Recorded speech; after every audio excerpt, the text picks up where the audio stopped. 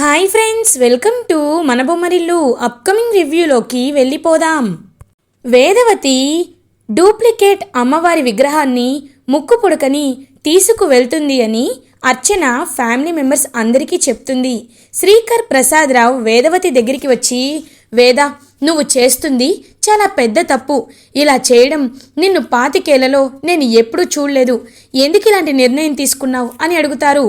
చూడండి, ఇప్పుడు నేను ఇలాంటి నిర్ణయం తీసుకోలేకపోతే పల్లెటూరి ప్రజలకి నేను పూజ గదిలోకి వెళ్ళలేకపోతున్నాను అనే విషయం తెలిసిపోతుంది.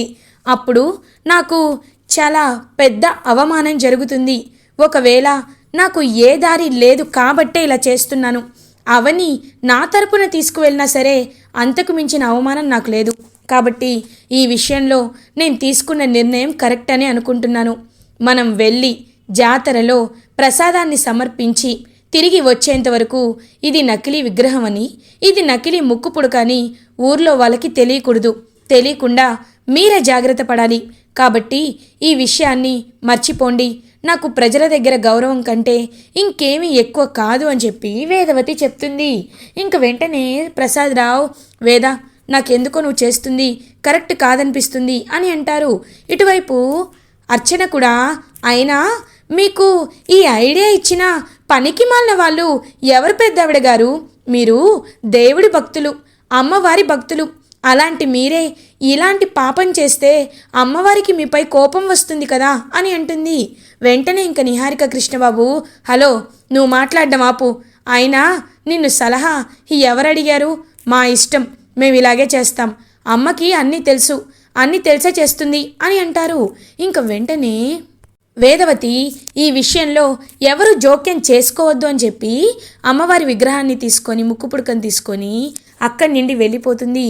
ఇంకా తన రూమ్లోకి వచ్చేసిన అర్చన ఆలోచిస్తూ ఉంటే అప్పుడే కరెక్ట్గా ఒరిజినల్ అమ్మవారి దైవశక్తి నుండి ఒక దివ్యశక్తి అలా వచ్చి రానున్న భవిష్యత్తుని అర్చనకి చూపిస్తుంది అమ్మవారు.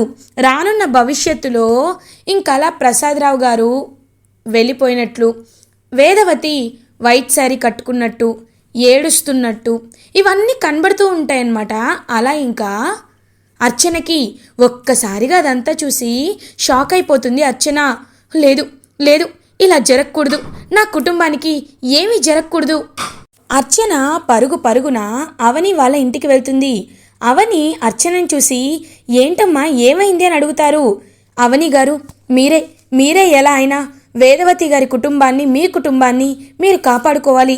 ఎందుకంటే వేదవతి గారు తను పూజ గదిలోకి వెళ్ళలేకపోతున్నానని ఒక ఘోరమైన నిర్ణయాన్ని తీసుకున్నారు. నకిలీ అమ్మవారిని, ముక్కు పుడకని తయారు చేయించారు అని చెప్పి జరిగిందంతా చెప్తుంది అర్చన.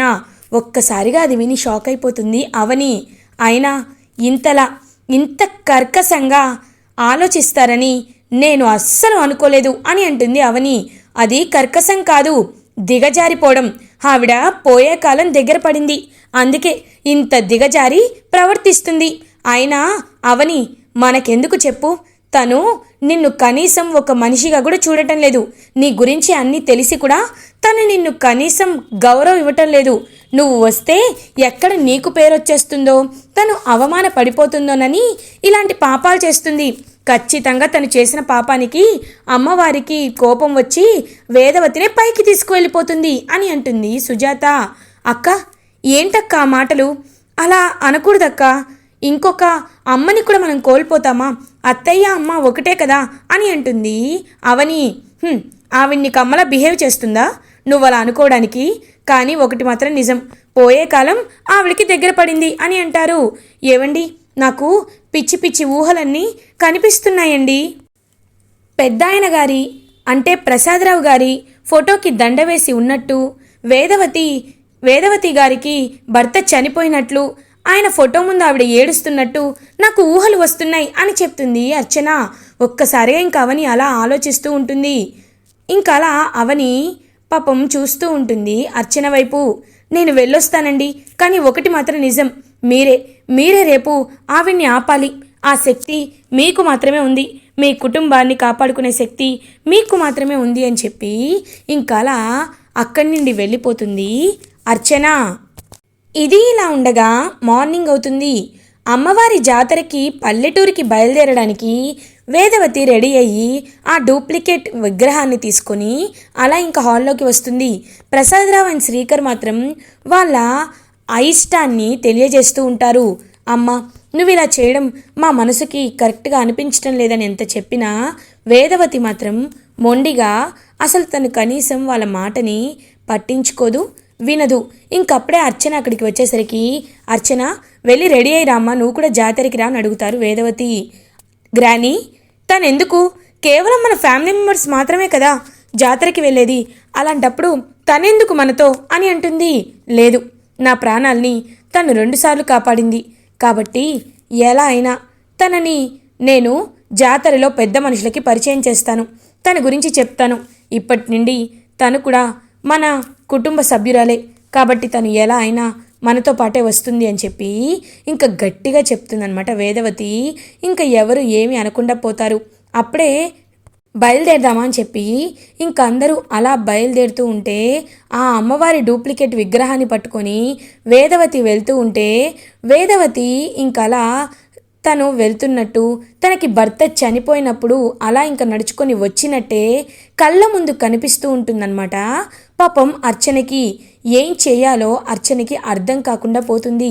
ఇంకలా కారులో ఎక్కి జాతరకి బయలుదేరుతూ ఉంటారు వేదవతి, ప్రసాదరావు, శ్రీకర్ అందరూ, ఇంకా ఫ్యామిలీ అందరూ. అప్పుడే కరెక్ట్గా మేఘాలలో ఒక అమ్మవారి శక్తి అలా పాస్ అయ్యి నాగమ్మలోకి వెళ్తుంది. నాగమ్మ ఇంకా కోపంగా వేదవతి వైపు చూస్తూ ఉండిపోతుంది. వేదవతి ఫ్యామిలీ కారులో జాతరకి బయలుదేరుతూ ఉంటే అవని వేదవతి వాళ్ళ కారుకి అడ్డుపడుతుంది. ఒక్కసారిగా అక్కడ అవన్నీ చూసి షాక్ అయిపోతారు వేదవతి, ప్రసాదరావు, శ్రీకర్ అందరూ బయటికి వచ్చి అవని వైపు చూస్తూ ఉంటారు. ఏంటి అడ్డుగా నిలబడ్డావు, తప్పుకో అని అంటుంది వేదవతి. ఎందుకు తప్పుకోవాలి? నువ్వు పాపం చేసింది కాక ఈ వంశానికి కూడా ఆ పాపాన్ని అంటించాలనుకుంటున్నావా? నేను తప్పుకోను. ఎవరికి తెలియదు అనుకుంటున్నావు? నకిలీ విగ్రహంతో, నకిలీ ముక్కు పుడకతో ఊరికి వెళ్ళి ప్రజలందరినీ మోసం చేయాలనుకుంటున్నావా అని అంటుంది అవని. ఒక్కసారిగా వేదవతి, శ్రీకర్, ప్రసాదరావు అందరూ షాక్లో ఉండిపోతారు. ఏం మాట్లాడుతున్నావమ్మా అని అంటారు ప్రసాదరావు. వద్దు మావయ్య, వద్దు. ఇంకా కవర్ చేసుకోవాలని మీరు ప్రయత్నించొద్దు. నేను తెలుసుకున్నాను, కానీ వేదవతి గారు, ఇది మీకు మంచిది కాదు. ఆ పాపం ఊరికే వదలదు అని అంటుంది అవని. ఇంక వెంటనే వేదవతి, చూసారా ఎన్ని మాటలు అంటుందో చూసారా? అందుకే నేను మొన్న అలాంటి ప్రయత్నం చేసింది. తన్ని తప్పుకోమనండి, లేకపోతే నేను ఇక్కడే చచ్చిపోతాను అని అంటుంది వేదవతి. ఇంక వెంటనే ప్రసాదరావు అవని దగ్గరికి వెళ్ళి, చూడమ్మా అవని, నువ్వంటున్నావు పాపం తగులుతుంది, పరిణామాలు చూడాల్సి వస్తుంది అని. సరే, పరిణామాలు ఏం జరిగితే అది జరగనివ్వు. వాటిని ఎదుర్కోవడానికి మేము సిద్ధంగా ఉన్నాం. ఏది చేసైనా నేను వేదాన్ని కాపాడుకుంటాను. నువ్వేమీ కంగారు పడాల్సిన అవసరం లేదు. నా మాట విని తప్పుకో అని చెప్పి ఇంకా అవనిని పక్కకి వెళ్ళిపోమని చెప్తారు. అవని పాపం ఏమి చేయలేక పక్కకి వెళ్ళిపోతుంది. ఇంకలా కారులో బయలుదేరుతూ ఉంటారనమాట వేదవతి వాళ్ళు. అప్పుడే కరెక్ట్గా ఇంకా అమ్మవారి కళ్ళల్లో నుండి ఒక దివ్య దృష్టి వచ్చి కొంచెం దూరం వెళ్ళగానే రోడ్డు మొత్తం ఫైర్తో ఒక గీత గీసి ఉంటుంది. అమ్మవారు వాళ్ళని జాతరకి వెళ్ళనివ్వకుండా అగ్నితో వాళ్ళని ఆపుతారు. ఇంకలా కిందకి దిగి చూస్తాడనమాట ప్రసాదరావు.